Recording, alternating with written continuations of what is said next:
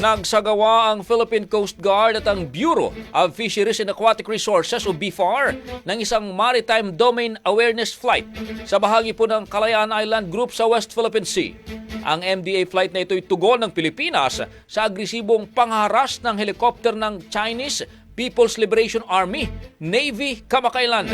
Dalawang BFAR aircrafts naman ang nagsagawa ng misyon sa naturang MDA flight na monitor ang 6 pang mga Chinese Maritime Militia vessels dyan po sa Ruzul Reef, habang muling na-monitor ang higit sa 50 Chinese Maritime Militia vessels at China Coast Guard na may bow number 5101. Sinabi ni Tariela na patuloy na igigit ng Pilipinas ang karapatan nito sa sarili nating teritoryo.